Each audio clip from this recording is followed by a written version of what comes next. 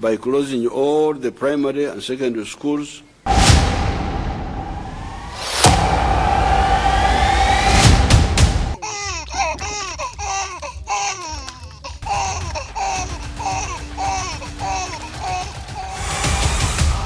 COVID-19 changed the world. With economies down to their knees to worship the pandemic.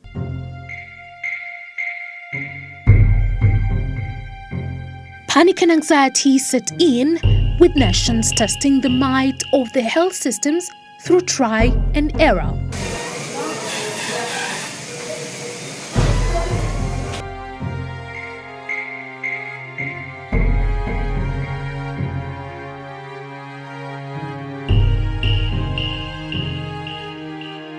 In Uganda, the deadly scourge set foot in March 2020. Unprepared, schools were earmarked as unsafe places.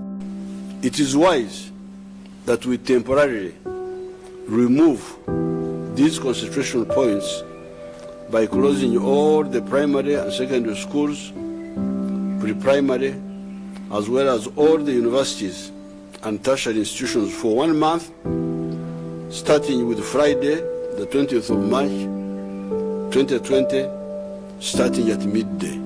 The measure left over 15 million school-going children countrywide at home. But hey, is someone watching for the action substituting class? We are yet to tell.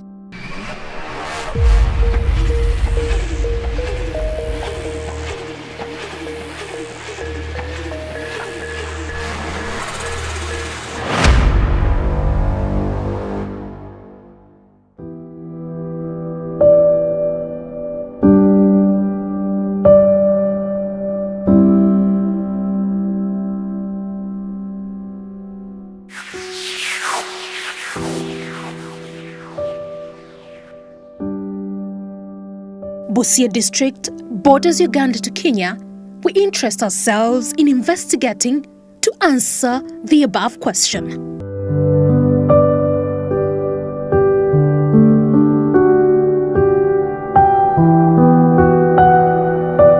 From a source who prefers to remain anonymous, we are tipped off about a new young mother, Betty, not her real name. She is a 16-year-old mother who welcomed her firstborn at the beginning of December 2020. If you do the maths, well, she conceived between March and April 2020. By the time of the presidential directive to close all schools temporarily, Betty had just started her first term of primary 7 at Buwaniha Primary School, 27 kilometers away from Busia town. It is still unclear now, like it was then, on what to do next.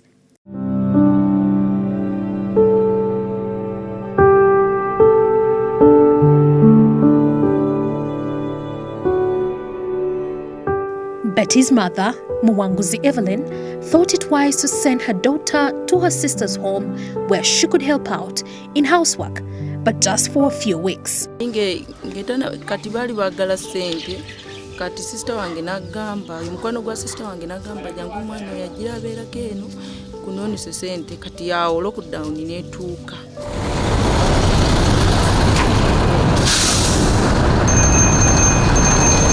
Mondika is a village 5 kilometers away from Busia border post into the Kenyan territory.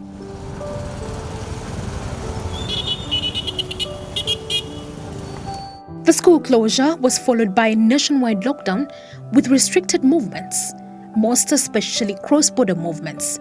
This means Betty was left no choice but to settle in with her aunt in Kenya.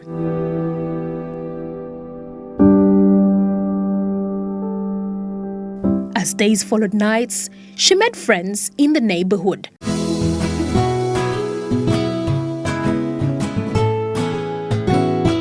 Among the new friends was an identified lover, a one Victor Ocheng. Betty met him in Mundika. It's with whom she had her first sexual encounter. Alikuwa tu boyfriend wangu, nikaenda tu kumtembelea. But vile alinipatia mimba, nikamwambia, akaniambia hiyo mimba si yake, mimi pia nikanyamaza. Alikujanga huko mahali penye tulikuanga huko kwa shasha yangu. Walikuwa tu just wanaishi tu huko karibu. Unprotected sex bears deadly consequences like pregnancy, STDs, among others. But did Betty know this? Mwalimu alituambia kama unalala na mwanaume, basi kama unaenda kumtembelea, usiailala naye, ujui kama anaweza kuwa na ukimwi ama tu satu vitu zingine. Basi akatukataza. Katambia kuna vitu zenye wanatumia. Aliniambianga nijilinde nisome, tutamsaidia. Lakini mwenyewe sijui kitu yenye ilinikujia tu, alafu nikaenda sikujua. Her first encounter left her confused and alone. She certainly confirmed seeing her body change. Nilikuwa tu nasikia poa. But nilijua kama mimba imeshakuwa kubwa. Ndio nikajua, kwa sababu kwenda period siku zingine nilipitishanga hadi miezi 2, miezi 3, but nikaona siende period, nikasema washa niende hospitali, but wakanipea ile kitu yenye unaweza pimia. Nikakuja na alafu nikasusia asubuhi, alafu nikapima, nikajua niko na mimba. Betty wished she was with her mother, but a phone call was the only possible medium as borders remained closed at that time. Nikapigia mamangu simu, kaniambia rudi tu. Nayenga yabagamba omusade tolina kuyisa mwana bubi. Era Vincent kirabo yankubira simu nangamba mama ndi lubuto nasirikire dadika kama 13. Ekyaddako namugamba komawo. Yasoko kungamba mama yankubira simu nangamba mama nkusaba kisonyiwo. Ne mugamba onsaba kisonyiwo kiki kye wakoze. Nanga mama nsaba kusonyiwo ndi lubuto ne mubuza wategedde otenga lubuto. While in Mundika, she was under the guardianship of her aunt. There is a belief that she was not monitored enough. Naye yalabanga omwana ng'ageze ng'ambuuza n'emirisa ng'ogeze naye kati ngeri gy'atasiibaawo ng'amanyi oluusi kati bbaawe yamugamba omwana ono yandiba ali lubuto kubanga omwana ageze nnyo. Mwanguzi regrets the decision of sending a child to Kenya during the lockdown. Yawumulangako n'ajjako eno n'andabako n'addayo kati bino byabadde ebiseera bya lockdown ng'abantu tebatambula. Victor Ocheng, the would-be father to Betty's child. But Betty has since changed her attitude to the father of her baby, who ran away shortly after her pregnancy. But vile nilirudi, nikaambia kijana mwenye alinipatia mimba niko na mimba. Akaniambia hiyo mimba si yake. Nikamwambia nilipata tu naye, bacha akaniambia si yake. Mimi pia nikanyamaza. Bila nimpigianga simu akakataa, akaniweka kwa blacklist, mimi pia nikanyamaza. Bila nilisaa nikasema wacha tu nijaribu kwa simu yake, ikakuwa mteja. Kati nze Victor okumunonyesa naye nze Victor mwenyini simumanyi. Ate naye wawe mpulira buulizi mbu simanyi budokomino omuwala mwenyini tamanyi kati simanyi. Ate ku busungu bwe yalina yamenya line n'agisuula kubanga bwe yamukubira esimu n'amugamba toddanga kuba ku simu yange eno, ne mugamba byesonyiwe biviireko ddala.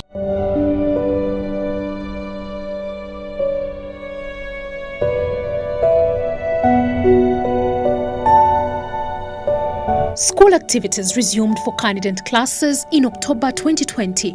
Betty returned to Uganda, heavily pregnant, and this could not allow her complete her studies. Betty's mother decries the debts and financial constraints she passes through to take care of both the daughter and grandson, all her savings in her grandson. Mbona sirina kyendina mulike enkwatako kafa kati sente benabadde nabo kati we yazaala bona nali sikanga chipusa olweggulo sente bona bwe yalya nemugulirako ebintu nesigala nga sikyali.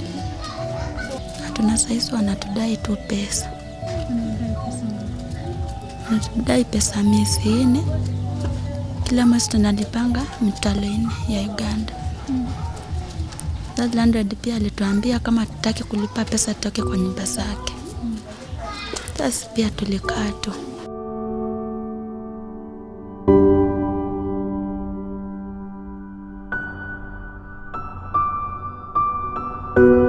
The hopes of the young mother to become a teacher conveniently went into oblivion. Sasa atanishia kama mimi ni mama tena nimerudi shuleni.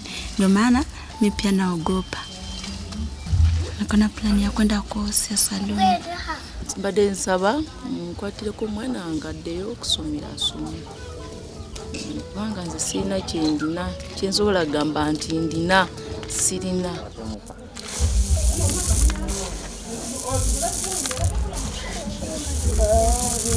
Bothered by what to do for this desperate soul, and with everything it has almost telling a story on its own, we seek to hear out from Victor Ocheng.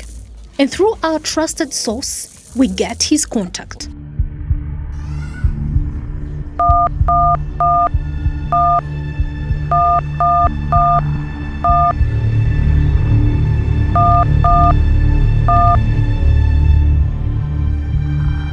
Sorry, the mobile subscriber cannot be reached. Samahani, mteja wa nambari uliyopiga hapatikani kwa sasa. First attempt fails, we don't give up. The person you have called is not reachable. We will notify you when the mobile subscriber is back.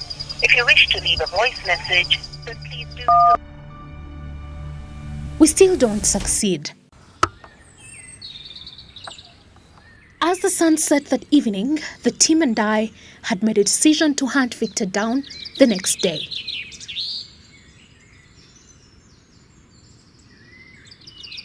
On the rise of the next morning, we attempt the hunt, counting on Betty to remember where they used to meet and take us there.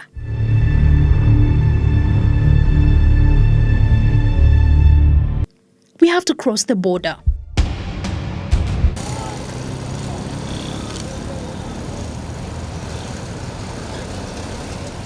Busia border is manned with tight security. Even taking a simple photo would land you into serious interrogation. For purposes of this documentation, my cameraman applies his spy tricks to capture. But first things first, we need cash. So we exchange Ugandan shillings for Kenyan shillings. At this point, we had to switch to a language best known here, Kiswahili.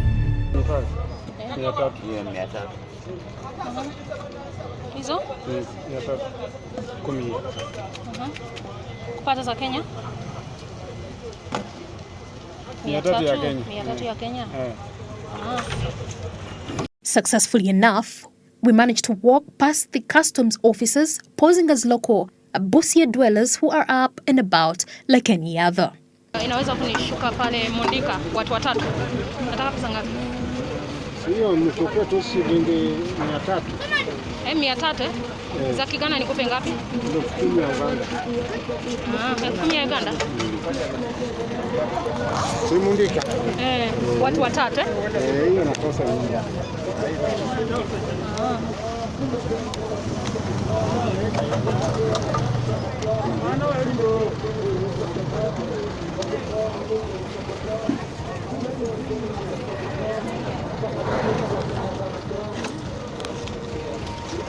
We are told that the easiest means of transport to Mundika is by border, and we jump on one that charges us 100 Kenyan shillings each. As soon as we reach Mundika Trading Center, Betty tries to scratch her memory for traces of their meeting point, but all in vain. And this frustrates us for about an hour. According to the information I got, this is Mateus constituency. As you can see, I'm here with and that would be reason as why we crossed over, is to try and find Victor, the alleged boyfriend, who fled, allegedly, because he hasn't been seen since April, when she told him she was pregnant. And this is the trading center where they used to meet. She does not remember, or she does not know his whereabouts, or even her home. So we were trying to ask a few ladies. Melissa says she used to see them interact with him to try and trace his whereabouts, but they also haven't seen him since. And And this looks like a dead end as well, unfortunately. So this is as far as we can go. Remember, we tried calling and we couldn't get through to him. So this is where it all ends. The efforts, for now, for trying to find Victor. We're heading back to Uganda now.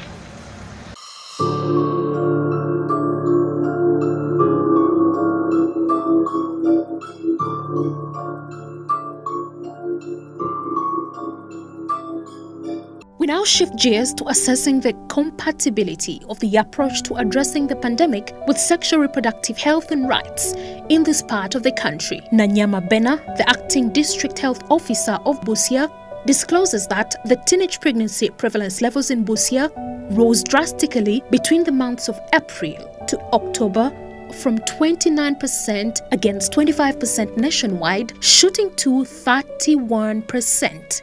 With this, among 15 girls aged between 14 to 16 years, 6 of them are pregnant or have at least one child. All the young girls came home and they were out of school. And given the situation that Busia district is a border district, which is full of business, going Kenya to Uganda, most of these girls, when they came straight away, they started indulging themselves in business here and there. And because of that business of going to Kenya through panyas, most of them have gotten a lot of problems. And since the lockdown took place, most of these girls were unable actually to report to health facilities. They were in their homes trying to make sure that they make ends meet.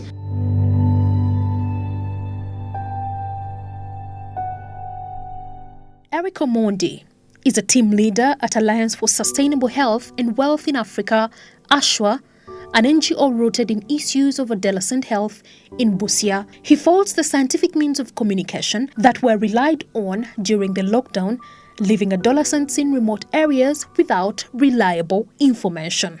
Many of these young people, following the outbreak of COVID-19, they were left and cut off completely from most of the information channels. As you're aware, in our digital era, young people don't listen to the radio stations.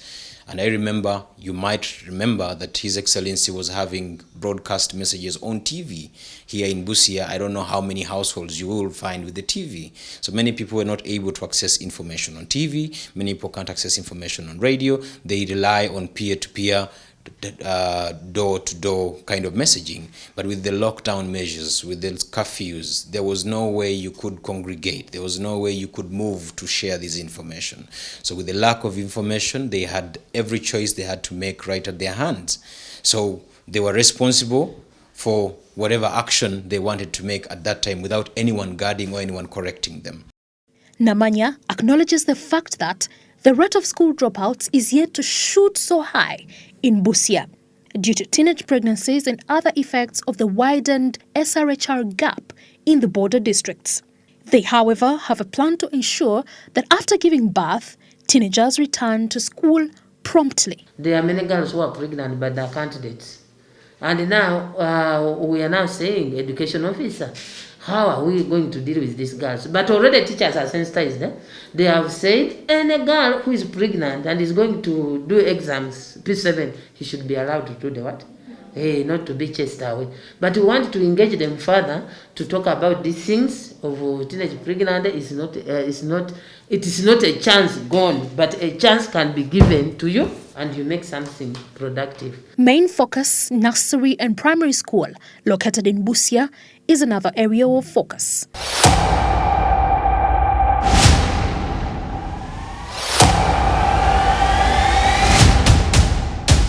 We learn of 2 girls from the school who, like Betty, did not return to school because they conceived during the lockdown period. According to the communication that I had with their parents, they got pregnant. So that was immediately when the school is opened. The parents, when I engaged them, plus together the children, they said they were not able to come. And when I told them that the government allows, if you are pregnant, you can come and partake your studies and do your final examination. No problem. So when I tried to gauge them, still they could not Efforts by the director, Alassa Simon Peter, to have these girls continue with their studies, even in their situation, have since not materialized.